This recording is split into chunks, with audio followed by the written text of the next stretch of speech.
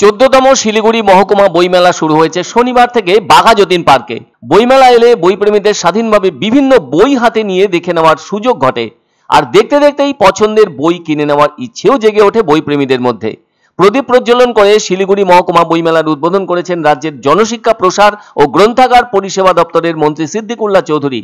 তিনি তার বক্তব্যের ভেতর দিয়ে জানিয়ে দিয়েছেন, গত বছর রাজ্য জুড়ে যেখানে যেখানে সরকারি বইমেলা হয়েছে সমস্ত বইমেলা মিলিয়ে স্টলের সংখ্যা ছিল 1780টি। সব মিলিয়ে গত বইমেলায় বিক্রি হয়েছে 10 কোটি টাকার বই। সেজন্য এবছর তিনি তার বক্তব্যের ভেতর দিয়ে আশা প্রকাশ করেছেন, গত বছর থেকে এবছর রেকর্ড সংখ্যক বই বিক্রি হবে। কেননা যুক্তি হিসেবে তিনি বলেছেন, গ্রন্থাগারগুলিকে বই কেনার জন্য বরাদ্দ অর্থ বাড়িয়ে দেওয়া হয়েছে। এদিকে শিলিগুড়ি মহকুমা বইমেলায় মোট স্টলের সংখ্যা 60টি। দুপুর 1টা থেকে রাত 8টা পর্যন্ত খোলা থাকছে বইমেলা প্রাঙ্গণ। সব মিলিয়ে 43টি প্রকাশনা সংস্থা বইমেলায় এসেছে। লিটল ম্যাগাজিনেরও স্টল আছে। আশা করছি পাঠকরা মেলায় এসে নিজেদের পছন্দ মতো বই কিনে নিয়ে যেতে পারবেন।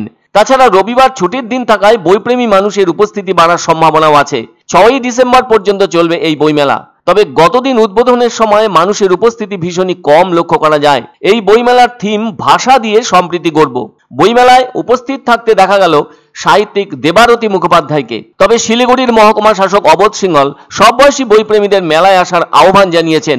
বিশেষ অতিথি হিসেবে ছিলেন মেয়র গৌতম দেব। উল্লেখ করা দরকার, রাষ্ট্রীয় পৃষ্ঠপোষকতায় বইমেলা ইংরেজি, বাংলা ও নেপালি ভাষায় সাহিত্য প্রচার করবে। জানা গেছে, শিলিগুড়ি মহকুমা বইমেলা থেকে গত 2 বছরে 35 লক্ষ টাকার ব্যবসা হয়েছে। সে কারণে আয়োজকরা এবারের বইমেলা থেকে বেশি টাকার বই বিক্রির আশা প্রকাশ করছেন। তবে শিলিগুড়িতে কিন্তু বেসরকারি উদ্যোগেও বইমেলার আয়োজন করা হচ্ছে। সে যাই হোক, সরকারি বইমেলা থেকে বিভিন্ন গ্রন্থাগার বই কিনবে, কেননা তাদের বই কেনার ব্যাপারে আর্থিক বরাদ্দ বাড়ানো হয়েছে। সেজন্য গ্রামীণ গ্রন্থাগারগুলির জন্য 15,000 টাকা করে বরাদ্দ ঠিক করা হয়েছে। আবার শহর গ্রন্থাগারগুলির জন্য 20,000 টাকা করে বরাদ্দ ঠিক করা হয়েছে। আর জেলা গ্রন্থাগারের জন্য 40,000 টাকা বরাদ্দ করা হয়েছে। নতুন প্রজন্মকে বইমেলার সাথে যুক্ত করার বিষয়টি অত্যন্ত গুরুত্বপূর্ণ। মেলা হলেও সেভাবে ভিড় লক্ষ্য করা যাচ্ছে না বইমেলায়, কেননা এখন তো অ্যান্ড্রয়েড মোবাইলের প্রতি বিস্তর মনোযোগ লক্ষ্য করা যায় বেশিরভাগ ছেলে মেয়েদের। তাছাড়া যে কোনো শহরে বা গ্রামাঞ্চলে তো গ্রন্থাগার আছেই। সেখানে পাঠকের সংখ্যা কমতে কমতে অনেক খারাপ অবস্থায় পৌঁছেছে।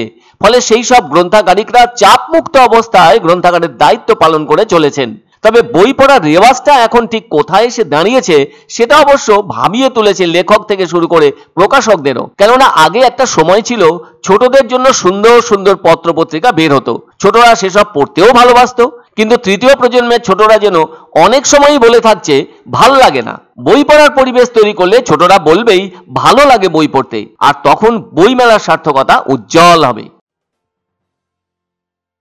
পছন্দসই সেরা খাবার খেতে হলে সোজা চলে আসুন রুচিসম্মত আধুনিক মানের রেস্টুরেন্ট রাজদরবারে। কেননা এখানেই আপনারা পাবেন ভোজনের রাজকীয় অনুভূতি। শুধু পুজোর সময়ই নয়, সারা বছরই রকমারি খাবার সরবরাহ করাই এই রেস্টুরেন্টের আভিজাত্য। আমাদের ঠিকানা রাজদরবার, রাহুতবাড়ি, বাবুপাড়া, জলপাইগুড়ি। ধামাকা ধামাকা ধামাকা! সানরাইজ মার্বেলের নতুন শোরুম শীঘ্রই আসতে চলেছে জলপাইগুড়ি গৌরীয় মঠের পাশে নতুন করলা সেতুর কাছে। এখানে পাবেন আধুনিক টাইলসের রকমারি সম্ভার। এক অন্য অনুভূতির স্পর্শ পাওয়া যায় রয়কো ব্র্যান্ডের গেঞ্জি ও জাঙ্গিয়ায়। তাই ছোট বড় সবার পছন্দ রয়কো গেঞ্জি ও জাঙ্গিয়া। প্রস্তুতকারক জয়মনি হোশিয়ারি, কলকাতা। আনন্দ সংবাদ, আনন্দ সংবাদ। 30 বছরের নির্ভরযোগ্য প্রতিষ্ঠান ইন্দ্রমণি রাইস মিল। আমাদের কয়েকটি জনপ্রিয় ব্র্যান্ড হলো তাজ, বরলি, খুশি ইত্যাদি।